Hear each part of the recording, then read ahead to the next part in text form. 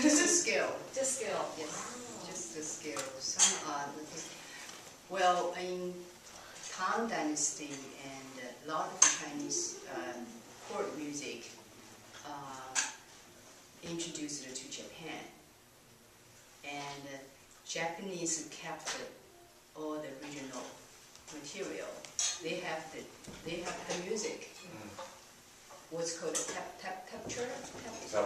Yes, they have their in museum. And that's all pipa music from China. But Chinese itself, we don't have it in museum. We don't have it. So I think it's a quite significant project. Yes. Yeah. So sometimes people hear that, think that's Japanese music.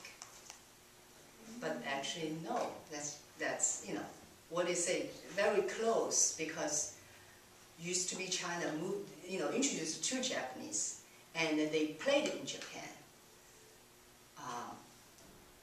So that's how I wanted to.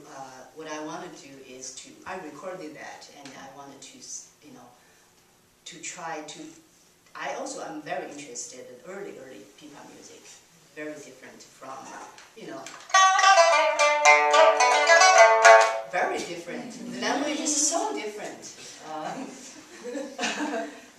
That's what I wanted to try. I mean, the other thing, I was just completely blown out of the water by, especially the opening section of the piece. I mean, it was very evocative of Yes. played on the oud. Yes. And not only Yes. that, but, and I don't know if this is intentional on your part, but it almost sounds, you know, beyond the tonal aspects and the ornamentational aspects, it almost sounded like somehow you were plucking the people on a different way to get, I mean, it sounded almost like an oud. Is that intentional? Or? Yes. Oh, okay. Doing very well. Because I played with a lot of oud players Yeah. and Persian music with them, and we're also joking, you know, they're my teacher. Yeah. And the way they play, especially the note.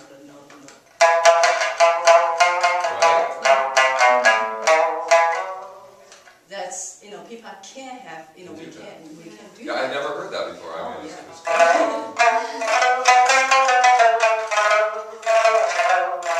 We can do that. Yeah. Why not? In fact, with the multiple plectrums, you can do it more easily Yes. than with just the single. Yeah. Actually, yeah. You're cheating. I cheated. So did you, how did you develop that sound? Did it just sort of come, or just from listening and sort of doing, or did you kind of consciously work on how am I going to play the pipa in a way that's going to evoke that oud-like timbre? Just listen. It just kind of comes. Listen. It's fascinating. So is that part of your imagining the Central Asian connection and relationship with the instrument, if you're going back to the 12th century? That you would privilege maybe more of an influence, maybe of Arabic or Middle Eastern? In that recording, there is specific the history of that tune came from. Some tune came from Tajikistan. Got it. Got it, yeah. Some tune from India. Yeah. Some tune from Cambodian. Yeah. Early years. Yeah. So very interesting, but it's all pipa tune. Fascinating. Yeah. And in the talk music ministry, I mean, they had their own fusion bands where they're mixing these things up. Right? I guess so.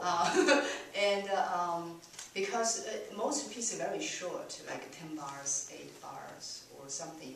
So in the recording, I have something just 10 bars. The original, I didn't change any note. And also tuning very different. They have much.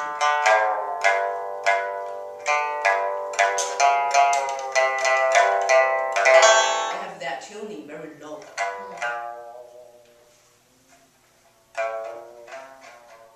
Very low sound. So and then some tune I kind of become my own composition.